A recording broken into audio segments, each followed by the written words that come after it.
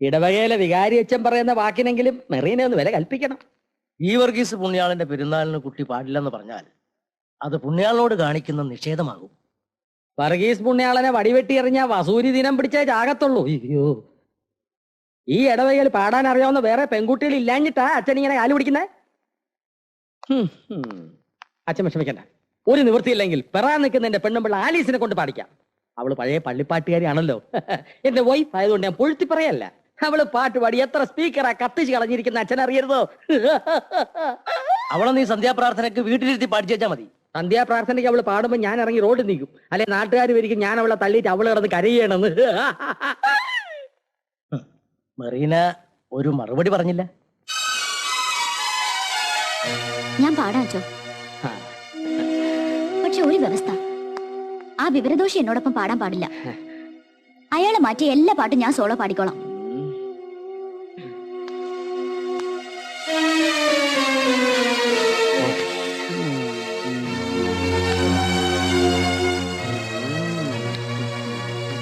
ഞാൻ പോട്ടെ അച്ചോ.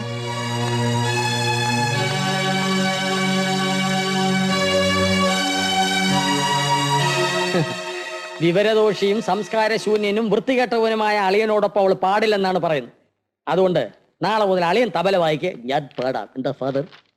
ഇത് പരിശുദ്ധമായ ദേവാലയമാണ്. ആർക്കും കയറിയിരുന്ന് പാടാൻ ഇത് കള്ളുഷാപ്പല്ല ലോറൻസേ. ഈ സിറ്റിയിലെ ഏറ്റവും തലതെറിച്ച പിള്ളേരെ ഇവിടെ പഠിക്കുന്നത്. ഗുരുശിഷ്യ ബന്ധത്തിനൊന്നും ഇപ്പോഴത്തെ കുട്ടികൾ യാതൊരു വിലയും കൽപ്പിക്കുന്നില്ല. എല്ലാത്തിനും ഒരു ഡോൺ കെയർ ആറ്റിറ്റ്യൂഡ്. അങ്ങനെ വിദ്യാർത്ഥികളെ മാത്രം കുറ്റപ്പെടുത്തുന്നത് ശരിയല്ല സർ. അധ്യാപകരുടെ കൂട്ടത്തിലും കുഴപ്പക്കാരില്ലേ എന്ന് കരുതി അധ്യാപക വർഗം മോശമാണെന്നൊരു ജനറലൈസേഷൻ നടത്താൻ പറ്റുമോ സർ? എന്തായാലും ഇവിടുത്തെ കുട്ടികളുമായി അല്പം സൂക്ഷിച്ചേ ജോണി സാർ ഇടപെടാവും. സാറിന്റെ സ്പിരിറ്റ് എനിക്ക് മനസ്സിലായി. ഞാൻ നോക്കി കണ്ട് പ്രവർത്തിച്ചോളാം. Okay, all the best. Thank you sir.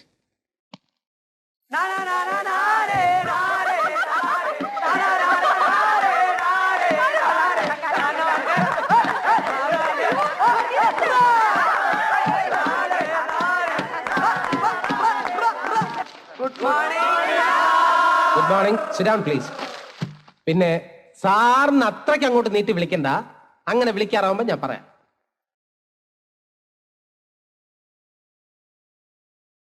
ഇതെന്റെ ഫസ്റ്റ് പോസ്റ്റിംഗ് ആണ്. അതിൻ്റെതായിട്ടുള്ള ഒരു പരിചയക്കുറവ് എനിക്കുണ്ടാവും. പിന്നെ ടീച്ചിങ് എനിക്ക് ഇഷ്ടപ്പെട്ട ഒരു പ്രൊഫഷനാണ്. ഒരു നല്ല അധ്യാപകനായിരിക്കാൻ ഞാൻ പരമാവധി ശ്രമിക്കും. നിങ്ങളുടെയൊക്കെ സഹകരണം എനിക്ക് ആവശ്യമാണ്. നിങ്ങൾക്ക് ഗ്രാമർ ക്ലാസ്സുകൾ കൈകാര്യം ചെയ്യാനാണ് പ്രൊഫസർ എന്നോട് ആവശ്യപ്പെട്ടിരിക്കുന്നത്. നമുക്കിന്ന് സമാസങ്ങളെ കുറിച്ച് പഠിക്കാം.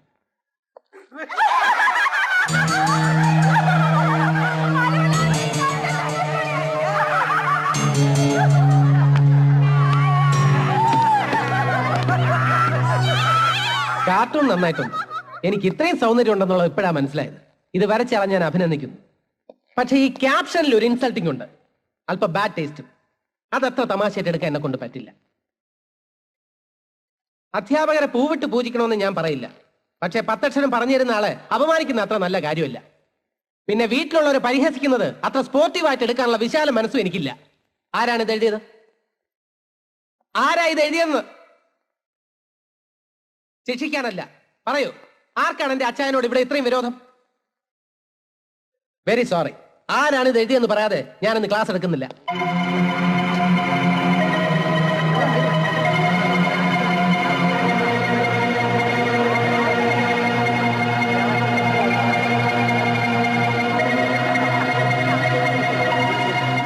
മെറീനയാണ് സാർ. Merina, stand up.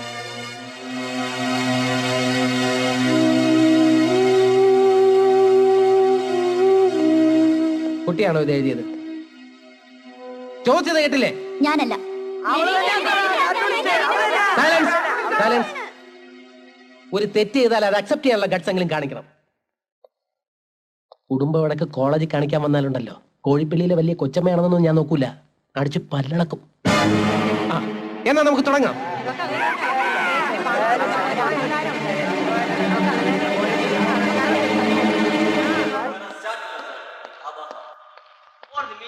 നിക്ക് ജോണി സാറേ, എന്നെ മനസ്സിലായോ?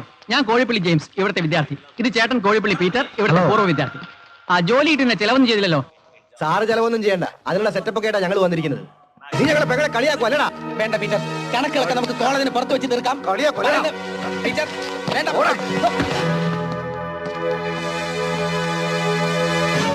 വേണ്ടെന്നാ പറഞ്ഞത്. ഇതൊരു കോളേജാണ്. വേണ്ട. എന്താടാ വേണ്ട. എന്താടാ വേണ്ടെന്നാ പറഞ്ഞത്.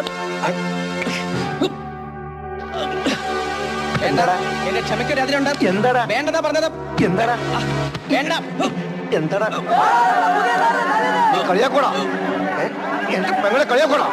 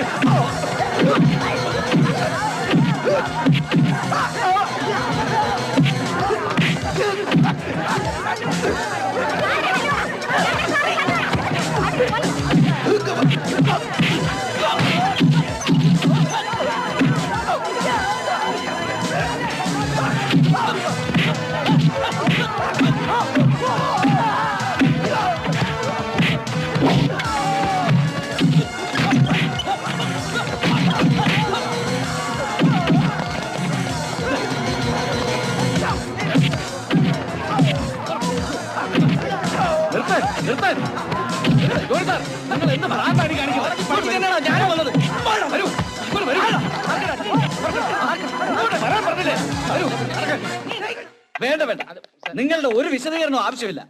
ചാർജ് എടുത്ത ദിവസം തന്നെ വിദ്യാർത്ഥികളുമായി വഴക്കുണ്ടാക്കാന്ന് പറഞ്ഞാൽ സർ, ജോയിൻ ചെയ്ത ദിവസം തന്നെ അധ്യാപകൻ ഒരു വിദ്യാർത്ഥി തല്ലാൻ വരിക എന്ന് പറഞ്ഞാൽ അത് ശരിയായിട്ടുള്ള ഏർപ്പാടാണ്. എടോ, ഇയാൾ എന്തിനാണ് വിദ്യാർത്ഥികളുമായിട്ട് അടികൂടിയത്? സാർ, അടിച്ചില്ലായിരുന്നെങ്കിൽ സാറിന് എന്റെ വീട്ടിൽ റീത്തുമായിട്ട് വരേണ്ടി വന്നേനെ. നോ, കുട്ടികൾ വഴക്കുണ്ടാക്കാൻ വന്നാലും നിങ്ങൾ സംയമനം പാലിക്കേണ്ടതായിരുന്നു. സാർ, വികൃതി കാണിക്കുന്ന വിദ്യാർത്ഥികളെ ഒരു അധ്യാപകൻ വഴക്ക് പറയുന്നത് ചെറുതായിട്ടൊന്ന് തല്ലുന്നത് അത്ര പാവമായിട്ടുള്ള കാര്യമല്ല. പക്ഷെ ഒരു വിദ്യാർത്ഥി അധ്യാപകനെ തല്ലുന്നത് ഗുരുത്വദോഷമാണ്. എന്റെ സ്ഥാനത്ത് സാറായിരുന്നെങ്കിൽ ഇങ്ങനെയൊക്കെ പ്രതികരിക്കും. നെവർ. തന്നെ പോലെ സ്റ്റുപ്പിഡിറ്റി ഒന്നും ഞാൻ കാണിക്കില്ല. പിന്നെ സാർ എന്ത് ചെയ്യും? പ്രതികരിക്കാതെ സംയമനം പാലിക്കും. ഉറപ്പാണ്? ആ, ഉറപ്പ്. എന്താ ഇത്? തന്റെ തലക്കെന്താ ഭ്രാന്ത് പിടിച്ചോ? പിള്ളേരുടെ കഴിഞ്ഞപ്പോ പ്രിൻസിപ്പലിന്റെ നേരെയായോ? സാർ എന്തിനാ ഇപ്പൊ കൈകൊണ്ട് തടുത്തത്?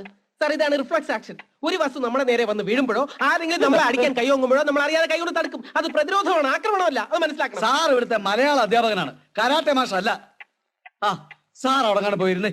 Thank you sir. സാർ, പറയുന്നുണ്ട് വേറൊന്നും തോന്നരുത്. ജോയിൻ ചെയ്യാൻ നേരത്തെ സാറ് തന്നെയല്ലേ പറഞ്ഞത് ഇവിടുത്തെ വിദ്യാർത്ഥികളുമായിട്ട് സൂക്ഷിച്ചിടപഴകണമെന്ന്? തടി കേടാകാതിരിക്കാൻ ഞാൻ ഈ ഒരു വഴിയെ കണ്ടുള്ളൂ. സാർ, ചിന്താവിഷ്ടയായ സീരിയൽ കുമാരനാശം പറഞ്ഞിട്ടുണ്ട്, കുടതാരകൾ കൂരിരുട്ടിലുണ്ടിടയിൽ. മതിയല്ലേ സാർ? ആ, പഠിപ്പീരൊക്കെ ക്ലാസ്സിൽ മതി. എനിവേ, ഒരു അധ്യാപകൻ എന്ന നിലയിൽ സാർ കുറച്ചുകൂടി കൺട്രോൾഡ് ആവണം. ശ്രമിക്കാം sir. You can go. Sir, thank you sir. ഇനി വല്യമ്മയുടെ വീട്ടിൽ കൂടെ പോയി കഴിഞ്ഞാൽ നമ്മുടെ വിരുന്ന് പോക്ക് തീർന്നു. ഈ വയസ്സുകാലത്ത് മണവാള മണവാട്ടിന്ന് ഓരോരുത്തരും വിളിക്കുന്ന കേൾക്കുമ്പോ വലിയ ചമ്മല. അച്ചാമ്മയെ കാണുമ്പോ എനിക്കും അത് തോന്നാറുണ്ട്. നമ്മുടെ കല്യാണം കുറച്ചുകൂടെ നേരത്തെ ആകാമായിരുന്നെന്ന്. ദേ തുടങ്ങി. ചുമ്മാ നടന്നതാ. എടാ ചാക്കോച്ച, ആ വരവ് കണ്ട നീ ഒന്ന് ഇടത്തോട്ട് ചേർത്തെടുക്കടാ.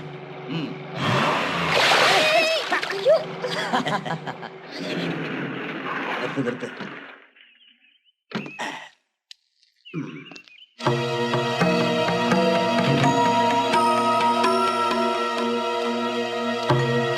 ഓ, എന്നാ പറ്റി? ചെളിവെള്ളം തെറിച്ചല്ലേ? ഓ, എന്റെ കൊച്ചെ, വഴിയിലൂടെ നടക്കുമ്പോ നോക്കിയും കണ്ടും നടക്കണ്ടേ? ഗൾഫിൽ ഈ പറഞ്ഞ ചെളിയും വെള്ളമൊന്നും ഇല്ലല്ല. ചെളിയും വെള്ളമൊന്നും ഇല്ലെങ്കിലും അവിടെ വെച്ച് ഒത്തിരി അഴുക്കായതല്ലേ. ഓ, സാരമില്ലെന്ന്. എന്തൊക്കെയായാലും കാശുണ്ടാക്കണുണ്ടല്ല. ഒന്ന് കുളിച്ചാ പോകാത്ത അഴുക്കണ്ട. മക്കള് കാട്ടിക്ക് ചെന്ന് 4 ലൈഫ് ബോയ് സോപ്പ് വാങ്ങി നല്ലോണം ഒന്ന് തേച്ചൊരച്ച് കുളിച്ചാ മതി. ആ, ചെല്ല്. അച്ഛാമ്മയെ കൂടെ നടന്നു. വേണ്ട ചായ, വഴക്കുണ്ടാക്കല്ലേ. നീ അങ്ങോട്ട് നടക്കേ. എന്നാ പിടിച്ചോ, ചെല്ലേ. ഒന്ന് നിന്നേ. കാട്ടെങ്കിലേക്ക് കുളിക്കാൻ പോകുന്നതിന് മുമ്പായിട്ട് ഒന്ന് പറഞ്ഞോട്ടെ. ഓ, ഞാൻ പാടത്തെ ചേറിലും ചെളിയിലും കിടന്ന് പണിയെടുക്കുന്നവനാ. എനിക്കിതൊന്നും ഒരു പ്രശ്നമല്ല. പക്ഷെ പാവം അവളോട് ഇത് വേണ്ടായിരുന്നു. സാരമില്ല, താൻ പറഞ്ഞതുപോലെ ഒന്ന് തേച്ചരച്ച് കുളിച്ചാ പോകാവുന്ന അഴുക്കേ ഉള്ളതൊക്കെ. പക്ഷെ തന്റെയൊക്കെ മനസ്സിലുള്ള ഈ ചേറുണ്ടല്ലോ, 7 ജന്മം ലോകത്തുള്ള സകല സോപ്പിട്ട് കുളിച്ചാലും പോവില്ല. കുടുംബം പോറ്റാൻ വേണ്ടി അന്യനാട്ടിൽ പോയി കഷ്ടപ്പെടുന്ന പെണ്ണുങ്ങളൊക്കെ അഴുക്കിലാണെന്ന് പറഞ്ഞ തന്റെ ഈ മോനോട് അവന്റെ അമ്മയെ താൻ ചവിട്ടിക്കൊന്ന കഥയൊന്ന് പറഞ്ഞു കൊടുക്കണോ? താൻ പാട്ടത്തിന് കൊടുത്ത പുത്തരിക്കണ്ടം പാടത്ത് വിളവെടുക്കാൻ വന്ന പുന്നപ്പുറക്കാരൻ മുതലാളി താനില്ലാത്ത നേരത്തെ പാതിരായിക്ക് തന്റെ വീട്ടിൽ വന്ന് വിളവെടുത്ത കഥ തന്റെ മോനോടൊന്ന് പറഞ്ഞു കൊടുക്കണോ? പോക്കിരിത്തരം പറയുന്നുള്ള തെണ്ടി. സാരമില്ലെന്നേ, കോഴിപ്പള്ളി പോയി 4 ലൈബോയ് സോപ്പ് വാങ്ങി അപ്പനും മോനും അങ്ങോട്ടും ഇങ്ങോട്ടും ഉരച്ചു കുളിച്ചാ മതി. ഈ പുറത്തെ അഴുക്കൊക്കെ പൊക്കോളും. പിന്നെ തന്റെ മുടിഞ്ഞ ചൊറിച്ചിലും പോവും. ചേറ്റെ വാ.